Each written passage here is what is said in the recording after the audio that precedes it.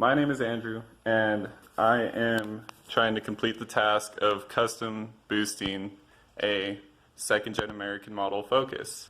The task can be pretty hard. It's consistent of everything the normal car would need to be turboed, but with a few exceptions.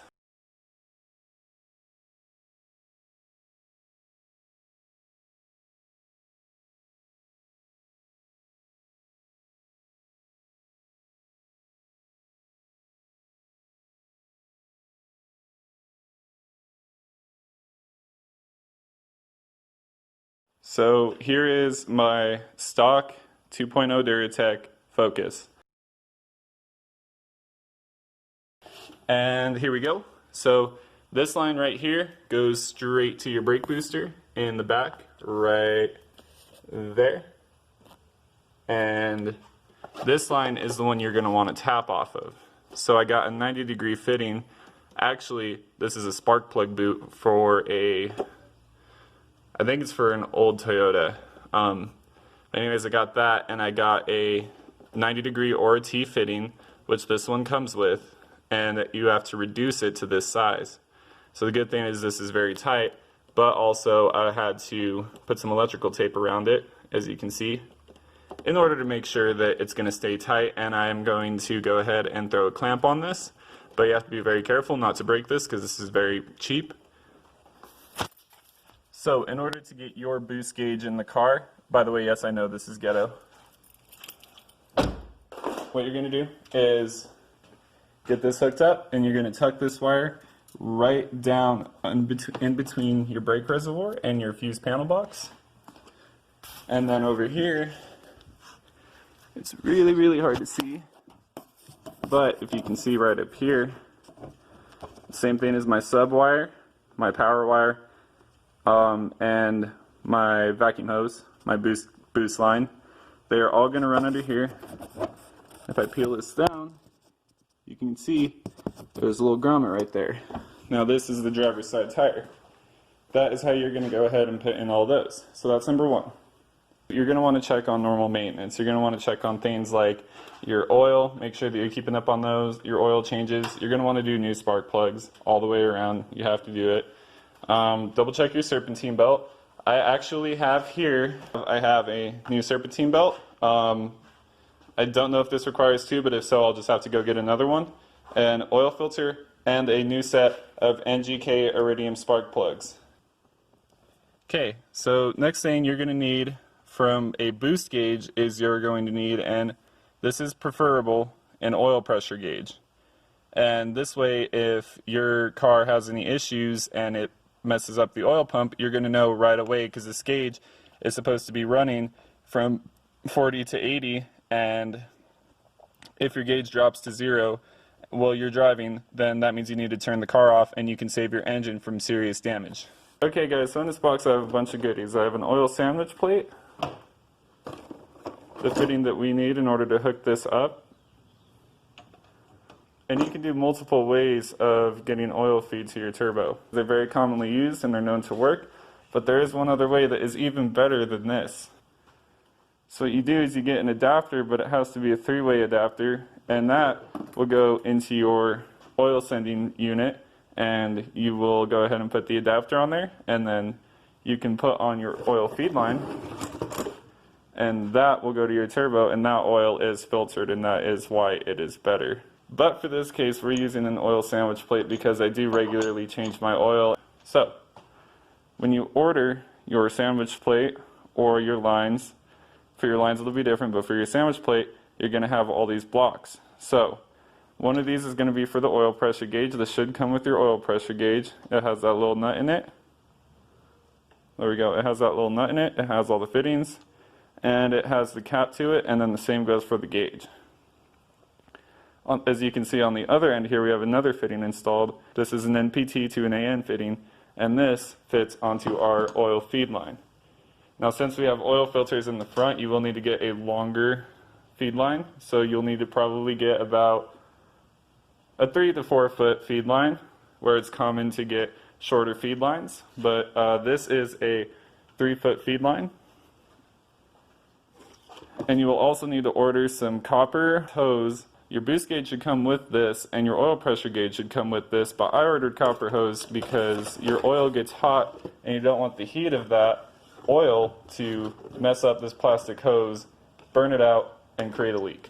So what we're going to focus on now is mainly our main maintenance. I'm going to go ahead and change the spark plugs, and I'm going to go ahead and install the sandwich plate, as well as put on the serpentine belt and do the spark plugs. I don't know if I already said that. So the first thing you're going to do, obviously, jack up your car, like so. Okay, now that your car is jacked up, we're going to go ahead and drain the oil, and that's going to be our first thing, so that way we can get our fresh filter in, our sandwich plate, and, of course, our new bottle of oil. Now I have switched to 530 because it's a little bit thicker, it's harder to burn, and we're going to get to this here in a second, but my car already has issues burning a little bit of oil, and I'm going to reinstall the catch can unit with a PCV. However, that should fix most of the issues, but I want to make sure I have a little bit thicker oil, fully synthetic, that way that this motor is not burning as much oil as it usually is. So I'm sure all of you guys already know how to do an oil change. We're going to go ahead and get this filter loose.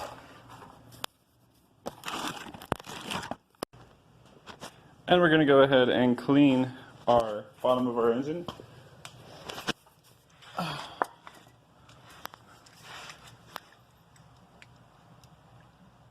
What's up?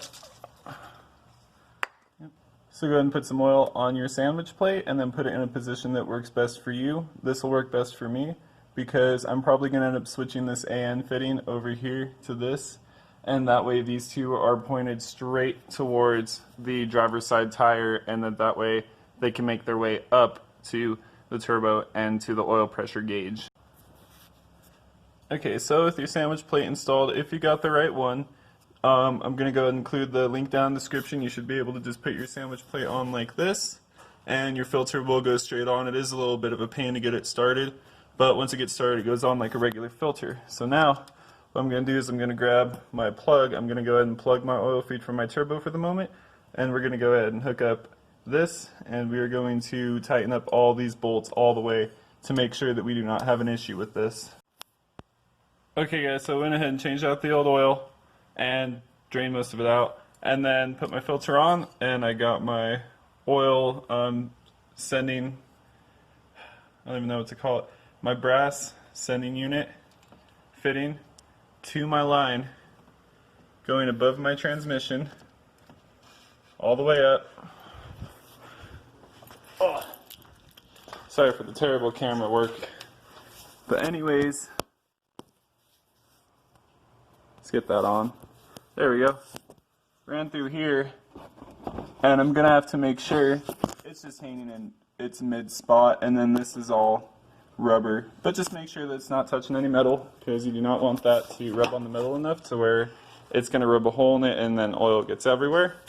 But I already topped it off. Car is still in the air. I do not recommend doing this, but I do have to check. I have my oil pan under the filter in case it does leak. See if I can get this clip back in to its home. There we go. Okay. Put that back up. Alright. And we're going to see if we have any leaks from the back. Right. Not that one. From that, and you guys are going to watch over me, and then you're going to see if I have a leak, and you guys are going to tell me, alright?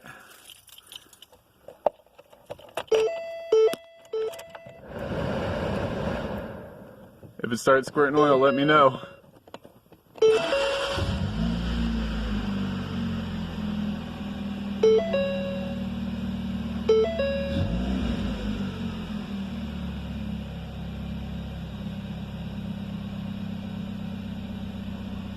We're leaking oil?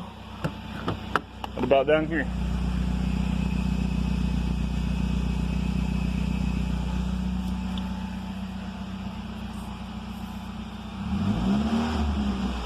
Woo, that's high. That is a lot of pressure.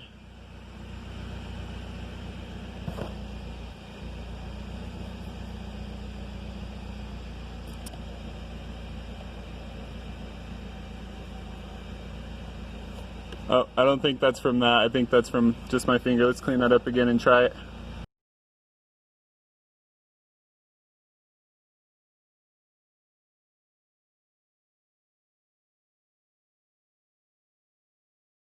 It's alright guys, leaks happen. This is why we are testing and not just installing it and taking it for a drive and seeing what it does. Alright guys, leaks are all fixed. The boost gauge is reading properly. AEM gauge is on. We do not have this hooked up yet, but it is powered on. The lights on these still work. There's no oil in there, so that's not leaking anything.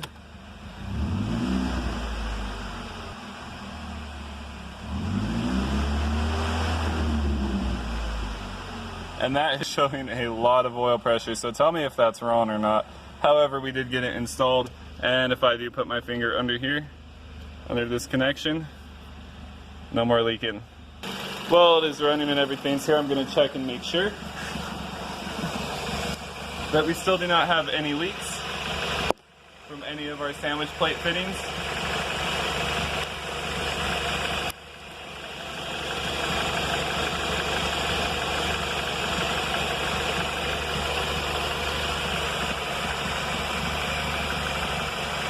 It looks good and all of our stuff looks dry. Okay guys, so now you have a boost gauge hooked up the same way as the oil pressure gauge. These two are the same. That's all you need for those. So your boost gauge, your oil pressure gauge, and now we're going to focus on your AEM wideband gauge. So how do you hook this up? I'm going to go ahead and put a chart on the screen right now. Now this chart shows you need one power, which needs to be fused to ignition only. It needs to have 12 volts of current. It can be up to 18. The blue wire does not go to anything unless you're trying to data log your wideband. And of course, you're going to need a ground. So I wired both of the grounds for the bulbs and the fuse, or for the bulbs and the power to the AEM through this. And they're both grounded at one of these bolts. And then next, what I did is I found the power side around the receiving side for the fuses in here, and I wired it to this 10 amp. So it is taking a little bit more power, but if it shorts out, all it's going to do, since it is on this side, the left side, the right side is constant power, and the left side is what breaks if yours is out. So since it's on that left side, and I did double check this with the multimeter, you just ground out to 1, turn your key on, all the way on, and then you're going to check for 12 volts. And on the right side, you should see 12 volts, and on the left side, you'll see 0 volts. When the fuse goes in, it completes the circuit. So that's what's going to make your climate control work when you turn on your key, and that is what is turning on the AEM wideband. When the fuse is in, the fuse has to be in, and the key has to be on to turn on this wideband. And that's how this is working. I've had it like this for almost a month now, just hooked up, and it does work, and it works fine. And there is better ways to do this, but you do not want to splice into anything like this. If I could get it out. You don't want to splice into your headlight wiring. You don't want to splice into any of your controls over here or your ignition switch. Now as far as the lights go, for the power for the lights, the reason that they turn on when I turn on my lights, only when I have my high beams on, because my high beams are HIDs, and I only use those, actually my regular lights. The way that these are hooked up is after the fuse. So after the fuse for my lights, I went ahead and I got the power wire, which is right here, and I put it into the power side of the connector for my HIDs, which is the red one. As you can see, it's on the red side, not that side, even though it may look misjudging. And this goes into both lights. So it would be the same as far as a regular headlight connector. So this has the relay, the resistors, the ballasts, which are tucked under here. I think you can see it. And then this connection is just going to this connection. So if it was just your regular headlight, so anytime you turn your lights on, it will turn on the lights inside for your gauges, which are your oil and your boost pressure. And you do not need oil pressure, but is preferred. It is hot, guys. So anyways. Ugh.